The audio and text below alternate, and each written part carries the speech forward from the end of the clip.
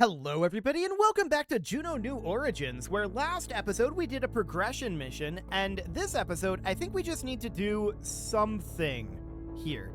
Presumably something that's going to make us some money. That would be ideal. So there's not a lot in terms of like large payouts. We could maybe do a Spaceport Esperanza mission. So this would be the Hydrolox Fuel Sphere, Solar Array, and or Habitation Module. I wonder if we could do all of these in one launch for under 250 million. Maybe. That's a hard maybe. I have no idea how much each of these are going to weigh. Let's go ahead and grab all of them, and let's see what this might feel like. Let's hop into the build system, and let's start ourselves up a new design. So, there we go. And first things first, I want to take a look at what we've got here. Habitation Module, 64.7 tons, 211 for the Hydrolox, and 2.59 for the Solar Array. Okay. So that Hydrolox sphere is tremendously large.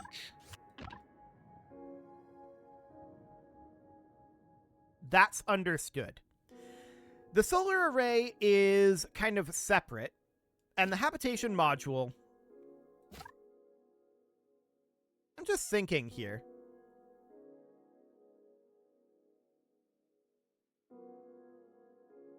As a hypothetical, we can't have things docked together from the VAB in this game, I don't think. So as a hypothetical, what if we were to stack these in a really strange sort of way, right? So there's no connector up top. So ultimately, I think what we would have to do is we would have to have these be stacked down here, but there's no attachment point there either. Okay, I think we should probably do these as single missions then. So we could start with this. That would be a very easy thing to lift. Very cheap as well. What is the budget for lifting this? 50 million? Okay. So right now we can see that the price of this is 3,500. That's not a lot of C-bills. So that is fine. Yes, I know that this game doesn't use C-bills. I just think it's funny. So we're going to go with fairing base. There we go. We definitely want to have a fairing up over this. This is going to be a very long fairing, and that's understood. So something along the lines of that. Then we can lift this, and this could be some sort of a orbital insertion stage in theory. So something like that. We would crank up the size of this. This wouldn't be monoprop. It would be liquid and probably like pressure fed. I'm currently wondering what the specific impulse of this would be. Here on stage 1, or actually we can just check here. So full flow staged would be probably overkill here. Electric would be 362 seconds of specific impulse. That's a lot of specific impulse.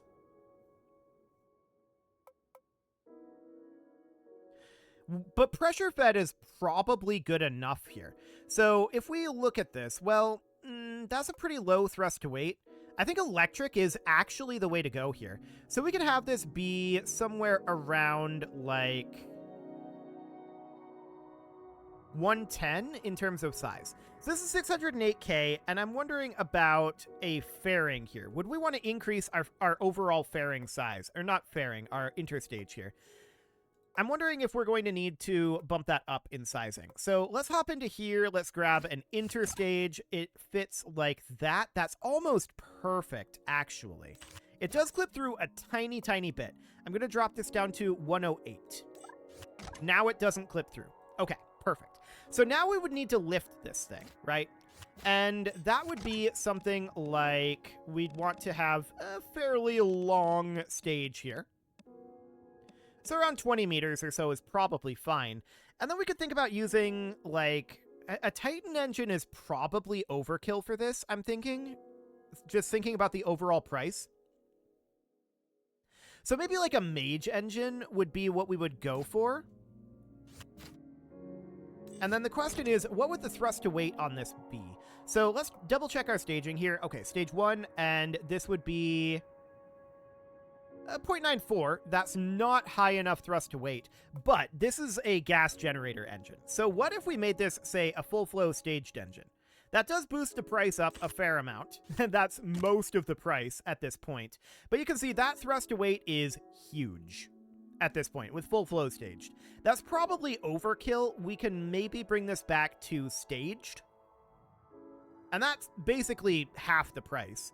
So overall, this is not enough delta V to make it into orbit, but it is a good thrust to weight. In fact, it's a little overkill on the thrust to weight. We could reduce the nozzle throat size to like here. A little bit of shock diamond. I wonder if we would have any damage at sea level. That would definitely be interesting to find out. And then I'm thinking we would just slap on like a pair of cheap small SRBs. So that would be something like this, with the idea being that the cheap small SRBs are going to give us the extra DV that we need.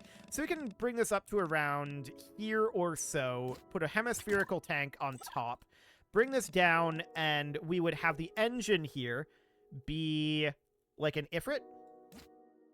And even that's probably overkill, but in terms of solid rocket motors, I mean, it'll do.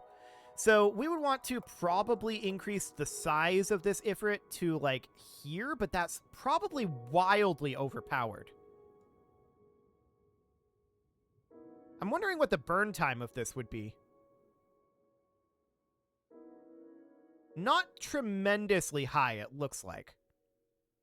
Okay, so what if we had it be something kind of like this, and then we duplicated this, like so. That puts our overall price at 15.9 million. Keep in mind, our overall price for this delivery is 50 million. That's what we're making. So 15.9 is not too bad. If we put this on the DSC pad, let's see here. This is the DSC large pad. We wouldn't need this. The DSC launch pad would probably be the cheapest launch option for us here. Yeah, look at that launch fee from Luna. That's really, really high. That's not surprising. We're going to need a lot less stuff to... It's going to be a lot more energy efficient. But for now, we'd want to launch this from the DSC launchpad. So, to that end, what issues do we have? Missing a monoprop source? That's this up here. Okay, that actually makes some sense. I want to pop this off, and we're going to put a very, very small amount of monoprop on this. We can use that to help steer our docking. So we would have this go down to like only like 0.1 meters. Not much monoprop at all here. This fuel would be set to monoprop. There we go. And then we would just deposit that in like that. Okay, no more missing of a monoprop source. Is this on solid fuel? It is. Okay, perfect. And then this is on Carolox and Carolox. That all looks correct. Let's double check our staging. We've got the Ifrits at first, and then the Mage Engine kicks in after that. I don't know if we have the thrust to weight to do that. So let's take a look here.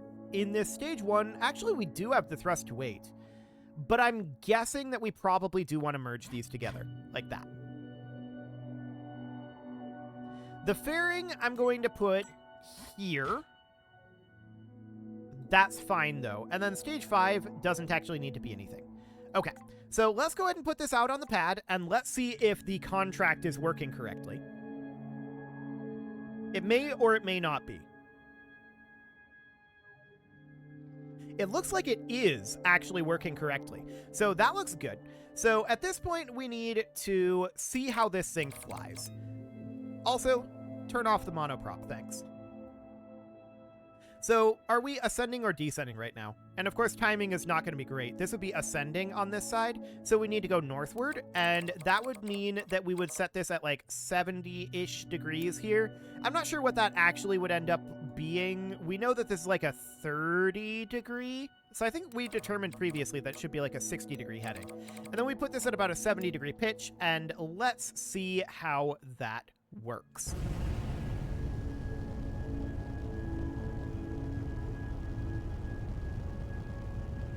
Surprisingly slow off the pad. But I think it's because this is actually deceptively tall. Pretty sure that's what we've got going on here. So we're going to be punching up quite thoroughly through the atmosphere. I'm wondering how these SRBs are doing. How's our overall fuel flow looking? Okay, not too bad there. And the real question at this point is, do we have enough DV to get this thing into orbit? That's the question. So that's going to be a very interesting question indeed. And we can keep an eye on our inclination, although I really wish it showed us our inclination in this trajectory. That'd be useful, but alas, it does not. We would have to go into the map to check that. So these solid rocket motors are going to last quite a while. Our thrust to weight is quite high in this. And that is, of course, good. You can see we're a little wobbly. A little bit, but it's not too bad, I don't think. So our apoapsis is currently looking decent. Let's go ahead and lock velocity. Hang on. Oh, we're on 1/4 x speed. That's going to cause a bit of a problem. So we can't actually lock velocity prograde when we're looking for this inclination. Okay, so there we go. No wonder things were feeling so slow. Okay, that's an interesting result. Let's pull this back and try this again at full speed. I didn't realize we were at 1/4. That explained why everything felt so slow. Okay, so let's try that again, but this time we're going to put this at, as before, 60 degrees and 70 degrees, turning off the monoprop. And yeah, that feels much more like the level of thrust to weight that we have. Okay, so that's all decent. We noticed that we had an attitude control issue when we dropped this down. Let's see if that reproduces without accidentally locking to prograde. Well, it wasn't an accident, but without locking to prograde. Yes. This has too much air pressure and not enough thrust gimbaling, so we have to be more careful with that. Okay, that is absolutely fine. We can pull this back. So now it's a question of distance and figuring out our ascent trajectory, right? So we can put this at 70 as before, RCS off, and off we go. So we know we're fine to sit at 70. I'm going to do that until we're twice as high on the apoapsis. That will reduce our air pressure significantly. The question is, will that be enough? We are we have a fair amount of weight concentrated up here, so that's going to be a big part of the problem. But let's just hold here until our apoapsis is at 40 this time. And I'm going to start dropping us down, this time just to 60. Okay. Now down to 40. That's overpowering us. Okay. So we just got to move more slowly. Gotcha. So this is largely going to result in a trajectory that is largely straight up. Unless we want to try to go far over off the pad. I wonder what would happen if we did this. And before we got a lot of velocity going, we tipped over to this 45-degree angle. That seems manageable.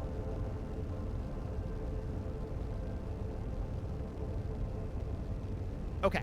So we've still got a lot. Okay, you can see we're actually losing attitude in the opposite direction here. This is due to air pressure. We could fix this with fins, and I kind of want to, actually. So fixing this with fins would look something like, we would come in here, we would grab these fins, and we would put a fin about here. This would go on both sides. And I'd want to have the camera be down here, thank you very much. We'd move this guy to be something like that. And then we just add a control surface here. But even just the fins as stabilizers would help. Now, that's probably not going to directly solve the problem, and the reason for that... And I want to just move this out a little bit. The reason for that is because this is only giving us one axis of control.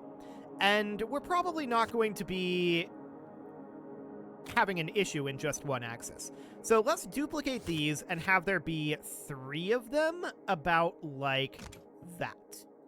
That'll give us much more control. That'll also be a stabilizing pressure at the back there. We'll see if the back pressure is the actual problem. We might need those up here, which would be a significant amount of weight to carry later on. I would prefer not to see that. But let's just put this down at 45. It was fine until it wasn't. So let's try that again. Now that we've got these fins, that should help us stabilize and give us considerable more control with those control surfaces as we accelerate up through the atmosphere. But once we no longer need those fins, because they're on our SRBs, they will go away. Okay, so you can see our thrust to weight is really, really, really very high. We might want to crank down the power of these SRBs somewhat. I feel like they're a little overpowered. In fact, I feel like they're pretty overpowered. However, we're definitely holding attitude a lot better. Parts taking heat damage. Okay, what parts are those? Okay, so we've just about worked off our heat shield on our fairing. Our fairing is taking heat damage. We have a lot of speed here. So yeah, you can see that was a crazy amount of speed. Apoapsis, way too high. So we need to downgrade the thrust levels on those SRBs. That's very, very clear. So at this point, we're going to pop back here, and we're going to turn down the thrust level on the SRBs significantly. So the nozzle throat size is probably what we want to do. Or the chamber pressure. Yeah, let's turn down the chamber pressure here. So if we have this chamber pressure down to like 25% or so, let's see what that feels like. 10.1 minutes of burn time. That's a lot of burn time. Okay, I want to see what that feels like. I'm willing to bet this is going to be really strange. But we had way too much power. That's obvious. So let's put this back down to about 45 as we were before. Although, with the fins, we may actually want to have this be about 70 and try a more standard setup. Okay, this is not 10 minutes of burn time here. That was 10 minutes of burn time overall.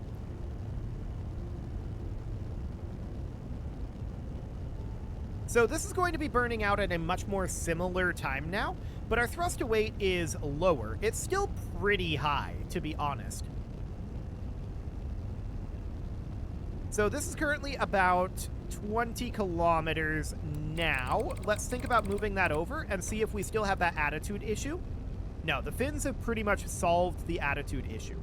So that looks good. We can see time to apoapsis going up, so I want to drop this to about 30 degrees. Okay, so these fuel tanks are going to be burning longer. That's noted. We still have too much thrust to weight. So let's go ahead and pull this back. And now we can start reducing the pressure of this engine. So the chamber pressure here, we can drop down as well.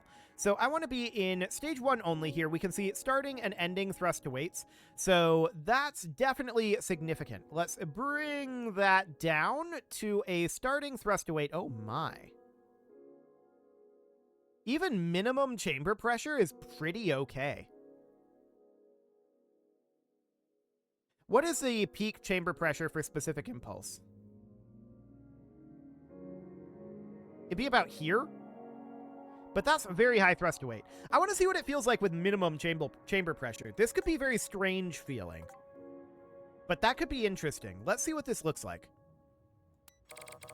Okay, so we'll put this at about 60 degrees, turn off our monoprop, put this at 45. Actually, no, we'll put it at 70. Okay. The Mage engine is taking over-expansion damage. That is understood. We'll keep an eye on that. It might not actually be a problem. Yeah, look at this. This is taking very little over-expansion damage, and now it's not anymore. So that's not actually a problem that we took a little bit of over-expansion damage there. Our thrust to weight is lower, and our burn rate on fuel should be a fair amount lower as well. Yeah, that's looking somewhat better. So we'll just push up through the atmosphere here. getting our apoapsis up to around 20. Although I'm noting we're a little off axis here. Okay, let's drop this down to 45 degrees. Okay, we can see that time to apoapsis increasing, but for the moment, that's fine.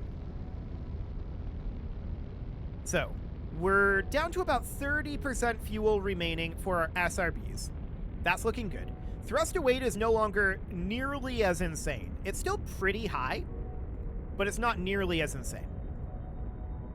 Much longer burn times as well. Okay, at this point, I want to drop our pitch quite a lot, to be honest. I want to have our pitch be basically at 0, but we're still quite low here in the atmosphere. This is indicative of still too much thrust to weight. To be clear, still too much thrust to weight. We're going to have our SRBs burning off soon, and they're ramped down. We are taking heat damage. That's understood. We might have to put some heat shield here, but 2, 1, and SRBs are out of fuel.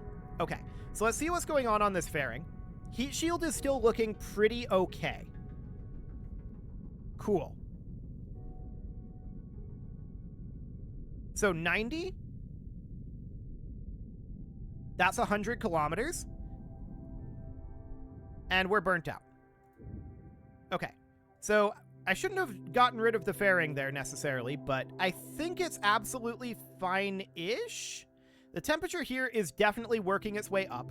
We don't have a gyroscope in this. That's something we should definitely do. Okay. Yeah, a gyroscope in this would be very good, but we can use monoprop for this. Just like that. So that's okay. At this point, what I want to do is I want to come out here and plan a burn at the apoapsis, and let's see what this would look like if we attempted to circularize this. So that would be 462 meters per second. We have how much? 4.03 kilometers per second. Okay. And that would be a burn time of 1.7 minutes. Go ahead and do that. We're out of the atmosphere at this moment, so I think we're actually fine.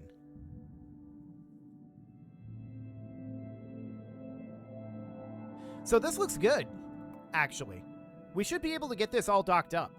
So I'm going to set our target to the spaceport. There we go.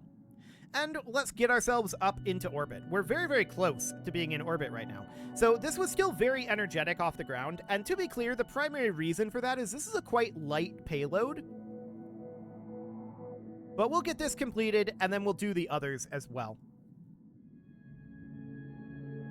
So these will get finished eventually, but not quite yet.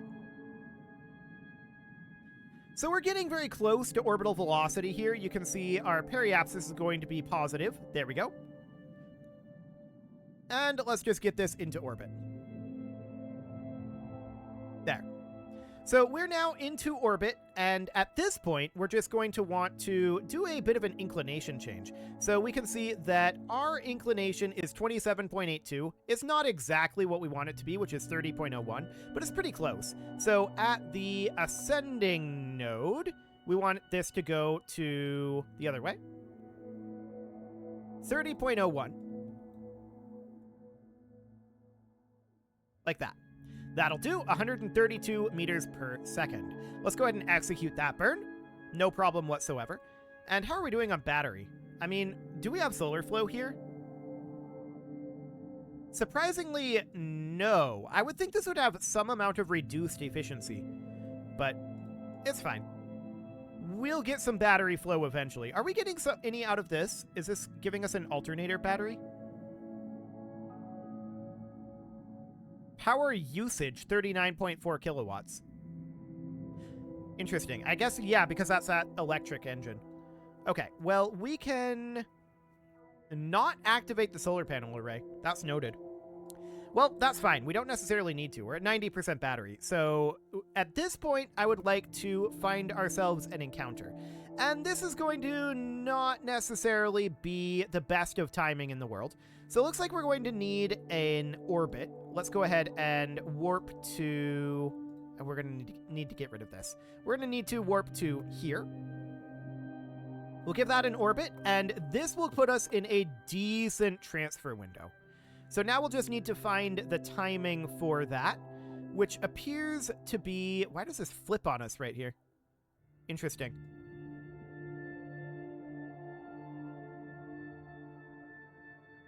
That's weird timing because of that flip.